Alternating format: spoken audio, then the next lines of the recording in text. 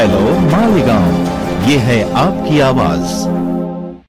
मालेगांव महानगर पालिका के हेड ऑफ द डिपार्टमेंट, स्वच्छता डिपार्टमेंट, चाहे वो उपायुक्त हो, सहायक आयुक्त हो, ये सक्षम नहीं है, वो काबिल नहीं है। इसके लिए ये सोचते कि अपनी बला दूसरे पे डाल दो, और ये दूसरे पे डाल देते, प्राइवेट ठेका दे देना है, और फिर ये शहर को चलने दो, जैसा चल रहा है वैसे चलने दो। इस तरीके का यहाँ पे कामकाज हो रहा है। ना 4 प्रभाग का निकालो, ना एक शहर का निकालो। कारपोरेशन के सफाई कर्मचारी और कारपोरेशन के स्टाफ के बलबूते ये शहर की साफ सफाई की जाए। थाना की ही एजेंसी को देने के लिए ये टेंडर निकाला गया। थाना डिस्ट्रिक्ट के ही राजकीय लोग जो सत्ताधारी पक्ष के मानने वाले हैं, उनके लिए टेंडर निकाला गया है। हमारे शहर के एमएलए साहब ने डिमांड किया कि जो साफ सफाई का टेंडर निकल रहा है वो 4 प्रभाग के अंदर निकलना चाहिए अलग अलग। जो टेंडर कॉल हुआ है, जो टेंडर निकला है, वो पूरे शहर का एक ही टेंडर निकला है। तो इसका मतलब मुफ्ती मोहम्मद इस्माइल कासमी साहब की बात नहीं मानी गई, उनके मेमोरेंडम को नहीं कबूल किया गया। ये तो हमारे शहर के एमएलए की अगर बेइज्जती है, हम बर्दाश्त नहीं करेंगे। मालेगांव महानगर पालिका का स्वच्छता का जो ठेका है वो मालेगांव महानगर पालिका खुद चलाए, लेकिन कल एक टेंडर यहाँ पर निकल गया स्वच्छता का, उसको लेकर आप क्या कहेंगे? मालेगांव महानगर पालिका के कर्मचारियों के माध्यम से ही ये साफ सफाई चलना चाहिए, रिवीजन करना चाहिए। और जो पैसा आज 78 करोड़ 90 करोड़ रुपया 5 साल के लिए टेंडर निकाल रहे हैं, तो ये इतना बड़ा करोड़ों रुपया, 100 करोड़ रुपया, अगर उससे अगर 85 करोड़ रुपया खर्चा करेंगे तो मैं समझता हूँ कि मालेगांव शहर की एक गली के लिए मशीनरी आ जाएगी, वाहन आ जाएंगे, ट्रैक्टर आ जाएंगे। लेकिन ऐसा नहीं हो रहा है। जब से सरकार महाराष्ट्र की का परिवर्तन हुआ है और थाना कर, जो महाराष्ट्र के ऊपर थाना करों का प्रभाव पड़ रहा है, तो वैसे ही मालेगांव शहर के ऊपर भी थाना के कॉन्ट्रैक्टरों का प्रभाव बढ़ रहा है। क्या बोल रहा हूँ मैं? थाना डिस्ट्रिक्ट के कॉन्ट्रैक्टरों का प्रभाव मालेगांव शहर पर भी बढ़ रहा है।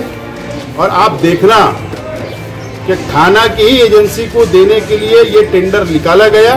थाना डिस्ट्रिक्ट के ही राजकीय लोग जो सत्ताधारी पक्ष के मानने वाले हैं, उनके लिए टेंडर निकाला गया है।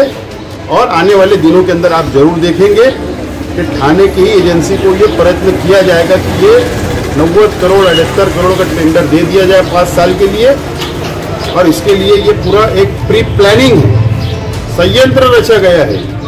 मध्य भाग के कुछ राजकीय लोगों को पार्टनरशिप, बाह्य मतदार संघ के राजकीय लोगों को पार्टनरशिप मिला के सिंडिकेट तैयार हुआ, और इस माध्यम से कॉन्ट्रैक्ट हासिल करने का पूरा प्रयत्न है। लेकिन अगर उसके अंदर कुछ गलत होगा, पैसे का दुरुपयोग होगा, तो मैं आवाज कल भी उठाता रहा, आज भी उठाऊंगा और आगे भी उठाता रहूंगा। आज भी मेरी विनती है माननीय कमिश्नर साहब से कि ये टेंडर को रोके और मालेगांव महानगर पालिका के कर्मचारियों से ये शहर का साफ सफाई का काम ले। मुझे मालूम पड़ा आपके माध्यम से कि टेंडर कॉल हो गया है और 2 मार्च उसकी सेवट यानी लास्ट डेट है। अब इस बीच के अंदर जरा वो टेंडर किस तरीके से निकाले, कितना उसमें भ्रष्टाचार है, उसकी मैं अभ्यास करूंगा, स्टडी करूंगा।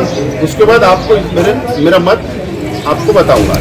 मैंने भी अखबार के अंदर पढ़ा था और फोटो भी छपा था अखबार में कि शहर के एमएलए मुफ्ती मोहम्मद इस्माइल कासमी साहब ने हमारे कमिश्नर साहब को लेटर दिया, मेमोरेंडम छपवाया, अखबार के अंदर खबर छपी, यूट्यूब पर आई कि भाई अलग अलग प्रभाग वाइज टेंडर निकलना चाहिए। लेकिन जो टेंडर कॉल हुआ है, जो टेंडर निकला है, वो पूरे शहर का एक ही टेंडर निकला है। तो इसका मतलब मुफ्ती मोहम्मद इस्माइल कासमी साहब की बात नहीं मानी गई, उनके मेमोरेंडम को नहीं कबूल किया गया।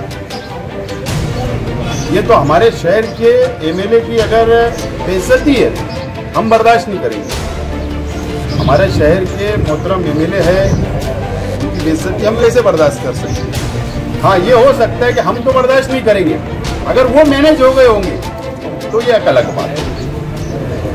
उनका कोई सेटलमेंट हो गया होगा इसलिए उनकी बात को नहीं मानेंगे, या उनका दबदबा पहले भी नहीं था और आज भी नहीं है, और चंद महीने बचे हुए इंशाल्लाह जब भी नहीं रहेगा।